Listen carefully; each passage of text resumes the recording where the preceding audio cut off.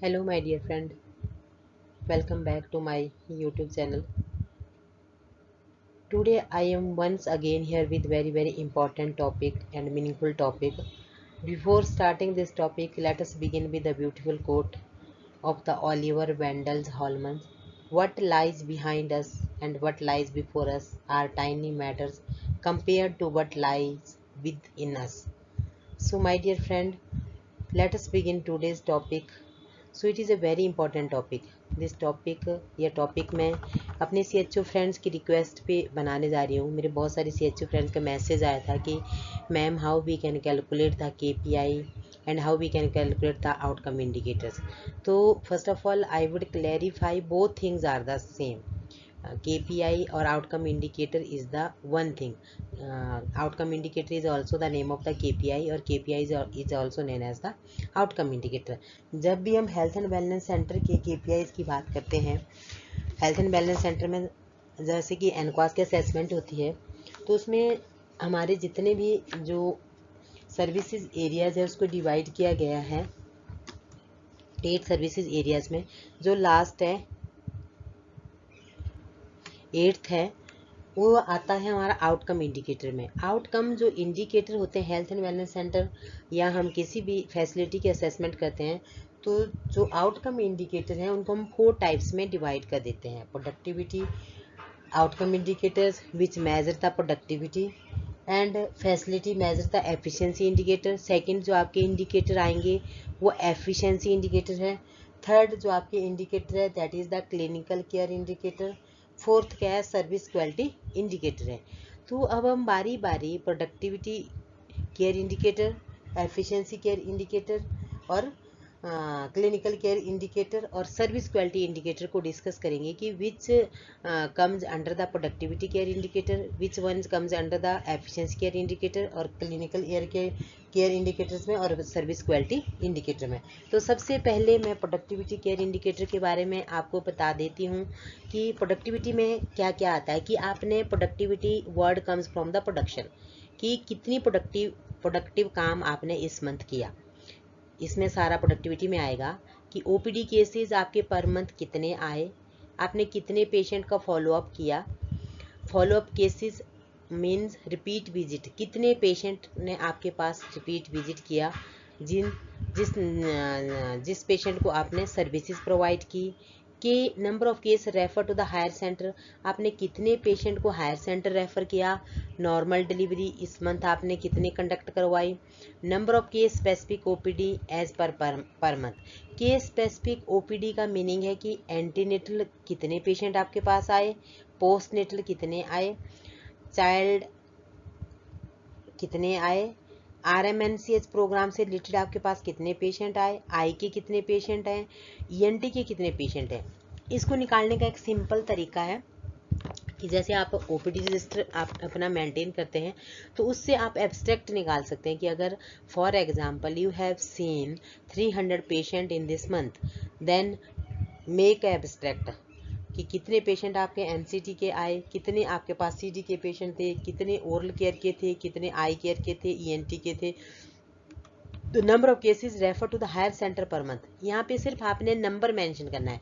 अगर आपने June month में 3 पेशेंट रेफर किए हैं, you have mention only 3 numbers. Number of case specific follow per month, जहाँ पे नंबर लिखा है वहाँ पे आपको नंबर मेंशन करना है। बट एक बात आपको ध्यान में रखनी है कि आपका डाटा क्या होना चाहिए, मैच होना चाहिए। डाटा में कोई भी डिस्क्रिपेंसी नहीं होनी चाहिए, नहीं तो अदरवाइज उस डाटा को फ्रॉड कंसिडर किया जाएगा कि you are telling lie, you are showing the fraud data. Number of the drop out rate cases following identification as per the service package, की कितने पेशेंट आपने लास्ट मंथ डायबिटीज के देखे थे, हाइपरटेंसिव के देखे थे, पर वो आपके पास फॉलोअप के लिए नहीं आए, तो वो पेशेंट आपके किस में आ जाएंगे, ड्रॉप आउट में आ जाएंगे। ये सारे 8 पॉइंट किस में आ जाते हैं, प्रोडक्टिविटी इंडिकेटर में। नेक्स्ट जो हमारा इंडिकेटर है that is efficiency indicator. Efficiency indicator में percentage of women receiving all fours. जो सेकंड पार्ट अब हमारा जो स्टार्ट होता है वो है एफिशिएंसी इंडिकेटर का। मैंने बताया था ना शुरू में कि हमारे पास 4 प्रकार के इंडिकेटर है, productivity indicator, efficiency indicator. Efficiency indicator में आपके पास आ गया number of cases percentage of women receiving all force. अब एक बात मैं यहाँ पे आपको क्लियर कर देती हूँ कि जब परसेंटेज की बात आ जाती है, अभी तक हमारे पास 8 पॉइंट तक क्या था, 8 पॉइंट तक सिर्फ हमारे पास क्या था कि आपने नंबर मेंशन करने थे। 8 तक हमारे पास क्या था, सिर्फ नंबर को मेंशन करना था। अब जो 9th पॉइंट है, 9th पॉइंट में हमारे पास आ जाता है percentage of all women receiving all force. तो इस पे एक फॉर्मूला अप्लाई होता है कि न्यूमिनेटर में आपके पास क्या आएगा, number of the pregnant women who received full antenatal checkup at least 4 antenatal checkup, मतलब और टोटल डिनोमिनेटर में आपके पास आएगा कि total number of the pregnant women reported under the health facilities, कि कितनी फीमेल आपके पास आई। मान लो कि आपके पास है फीमेल 50 रजिस्टर्ड हुई है आपके पास एंटीनेटल मदर के रूप में आपके पास रजिस्टर्ड कितनी हुई 50, और आपके पास जो 4 जो आपने परसेंटेज निकालनी है ना यहाँ पे रिसीविंग फॉर ऑल फोर्स, मतलब आपके पास 50 में से आपके पास सिर्फ जो फोर्स निकाला जिन्होंने 4 एंटीनेटल चेकअप कराए वो थी 25। डाटा आपके पास कुछ भी हो सकता है, मैं मेंशन कर रही हूँ सिर्फ एग्जांपल। तो 25/50, क्योंकि 25 आई नहीं आपके पास, सिर्फ 25 आई, तो 25 डिवाइडेड बाय 50 मल्टीप्लाइड बाय 100, तो कितनी परसेंट आई आपके 51 जा 50 और 52 जा 100। It means that 50% female only 4 antenatal checkup के लिए आई। यहाँ पे आपके पास डाटा कुछ भी हो सकता है, तो ये फॉर्मूलाज है। फॉर्मूला आप याद कर सकते हैं कि number of the pregnant women's who received full antenatal checkup, 4 antenatal checkup, और जितनी डिनोमिनेटर में क्या आएगा कि जितनी फीमेल्स है डिनोमिनेटर में total number of the pregnant women reported under the health facilities and multiplied by 100। तो ये डाटा कहाँ से मिलेगा आपको, ये आपके पोर्टल से मिलेगा, जो आरसीएस के पोर्टल पे आपने डाटा अपलोड किया है, अनमोल पोर्टल पे किया है, आपका जो एंटीनेटर रजिस्टर मेंटेन किया है, वहाँ से आपका ये डाटा मिलेगा। अब नेक्स्ट आ गया हमारे पास ड्रॉप आउट रेट फॉर पेंटाविलेंट। अब ड्रॉप आउट रेट, अब रेट वर्ड, जहाँ पे रेट वर्ड इंक्लूड किया गया है वहाँ पे भी हमें परसेंटेज निकालनी है। इसके लिए हमारे पास क्या फॉर्मूला रहेगा हमारे पास न्यूमिनेटर में क्या आ जाएगा, पेंटा 1। मान लो कि कितने बच्चों ने पेंटा 1 लगाया, और उससे माइनस करेंगे पेंटा 3 डिवाइडेड बाय पेंटा 1। पेंटा 1 लगाने के लिए आपके पास आ जाते हैं 50 बच्चे, ठीक है, और पेंटा 3 लगाया सिर्फ आपके पास 40 बच्चों ने, ठीक है, और अब 40 बच्चे आपके पास, और इसको माइनस कर देंगे इससे और डिवाइडेड कर देंगे 50 से जो पेंटा 1 में आए थे, और मल्टीप्लाई करेंगे इसको 100 से। तो 50 माइनस 40 डिवाइडेड बाय 50, तो 50 माइनस 40 आ गया हमारे पास 10 डिवाइडेड बाय 50 और मल्टीप्लाइड बाय 100। तो 51 जा 50 और 52 जा 100, 10 इंटू 2 आ गया आपके पास। जो ड्रॉप आउट रेट रहेगा पेंटाबिलेट के लिए वो आपके पास कितना है, 20% है।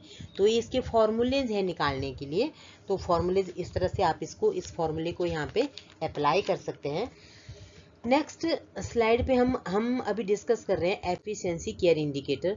अब नेक्स्ट है drop out rate for NCD, कि एनसीडी का ड्रॉप आउट रेट कैसे निकालोगे। तो इसके लिए भी सेम फॉर्मूला है हमारे पास डियर फ्रेंड्स, कि total number of the patient registered in health and wellness centre up to the last month minus total number of the NCD reported follow up, और डिनोमिनेटर में क्या आएगा, total number of the NCD patient registered in health and wellness centre up to the last month, कि total number of NCD patient registered in health and wellness centre in the last month minus total number of the NCD reported follow up, कि जितने आपके पास registered हुए, इसको निकालने के लिए क्या है कि जितने आपके पास रजिस्टर्ड हुए एनसीडी के, और वहां से जितने पेशेंट, मान लो कि आपके पास रजिस्टर्ड हुए एनसीडी के 50 पेशेंट, फॉलो अप के लिए आए आपके पास 10 लोग, तो यहाँ से 10 को माइनस कर दिया, अब रजिस्टर्ड हुए थे आपके पास 50, ठीक है, तो इसको मल्टीप्लाई कर देंगे हम 100 से, कि 100 से मल्टीप्लाई करेंगे तो ये क्या निकल जाएगा, इसका drop out rate for NCD. इसका फार्मूला मैं एक बार फिर से रिपीट कर देती हूँ, कि total number of NCD patient registered in health and wellness centre up to the last month, कि जून मंथ के लास्ट तक आपके पास कितने पेशेंट रजिस्टर्ड हुए और कितने total number of the NCD reported follow up, और कितने आपके पास, अब आप इसको इस डाटा को आप जुलाई मंथ में देखोगे कि जुलाई में आपके पास कितने फॉलोअप के लिए आए, उनको माइनस करना है, और जितने उसको डिनोमिनेटर में क्या आएगा, total number of NCD patient registered in health and wellness centre up to the last month. 50 आए, 100 ने 10 ने फॉलोअप किया, तो 50 minus 10 divided by 50 multiplied by 100, वो निकल जाएगा आपका ड्रॉप आउट रेट, क्योंकि रेट वर्ड जहां लगा है वहां पे हमें परसेंटेज निकालनी है। नेक्स्ट है number of stock out days of essential medicine. My dear friend, इसका मैंने एक अलग से वीडियो बनाया है कि किस तरह से हम स्टॉक आउट डेज निकालते हैं। तो सेम टू सेम फॉर्मूला हमारा अप्लाई होता है एसेंशियल डायग्नोस्टिक किट के ऊपर। और number of yoga session conducted in month, कि एक मंथ में आपने कितना योगा सेशन कंडक्ट किए, तो यहाँ पे सिर्फ आपको नंबर शो करना है कि कितने आपने, अगर 4 किए हैं तो 4 मेंशन करना है, 6 किए हैं 6 मेंशन करना है, अगर 5 किए हैं 5 मेंशन करना है। Number of VHND conducted for vulnerable population, कि वनरेबल पॉपुलेशन के लिए आपने कितनी VHND कंडक्ट की, तो यहाँ पे रेट वर्ड नहीं है, नंबर है, तो आपने नंबर मेंशन करना है। अगर if you have conducted 7 then show the 7, if you have conducted 8 then show the 8।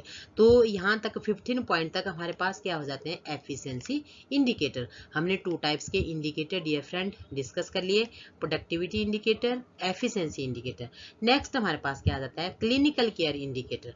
Clinical care indicator का मीनिंग है कि आपने किस तरह से क्लिनिकल केयर प्रोवाइड की है, जो आपका क्लिनिकल केयर है कि आपकी क्लिनिकल केयर इंप्रूव हो रही है कि नहीं इंप्रूव हो रही है। तो इसमें 16 नंबर पे हमारे पास जो आ जाता है, number of high risk pregnancy identifying during ANC।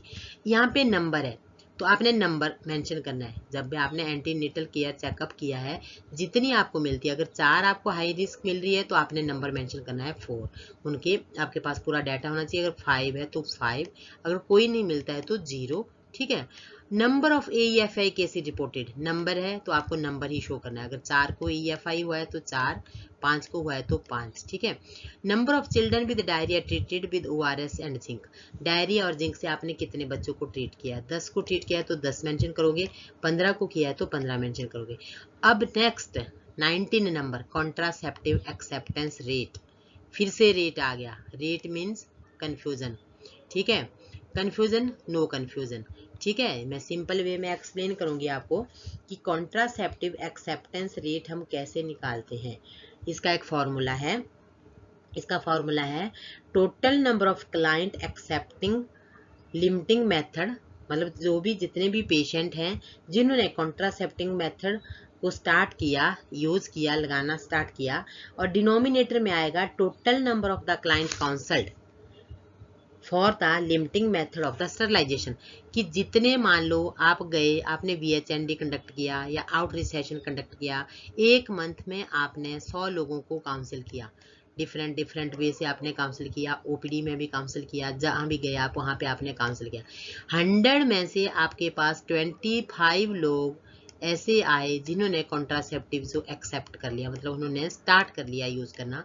तो 25 ने एक्सेप्ट किया, 100 को आपने काउंसिल किया, इसको मल्टीप्लाई कर दोगे 100 से, तो कॉन्ट्रासेप्टिव एक्सेप्टेंस रेट आपका कितना आ जाएगा डियर, 25 आएगा। ओके, तो number of anaemia cases treated, number है, नो टेंशन, ठीक है। तो आपने जितने ट्रीट किए उनको मेंशन करना है, ठीक है। यहाँ तक हमारे पास किसमें आ गए ये, यहाँ तक आ जाते हैं हमारे पास एफिशिएंसी इंडिकेटर्स, ठीक है। अब हमारे पास आ जाता है नंबर, नेक्स्ट है treatment completion rate of the tuberculosis. ये हमारे पास किस में आ जाता है, क्लिनिकल, कि कितने लोगों ने, अब फिर से रेट है हमारे पास, अब रेट वर्ड है तो आपको 100 से मल्टीप्लाई करना है। अब क्या इसका न्यूमिनेटर होगा, क्या डिनोमिनेटर होगा, यही कंफ्यूजन बना रहता है। तो इसमें भी कंफ्यूज होने की कोई बात नहीं, कि total number of the patient completed dot, जिनकी डॉट ट्रीटमेंट कंप्लीट हो गई है, या tuberculosis treatment successfully divided by total number of the dot और ट्यूबरक्लोसिस पेशेंट।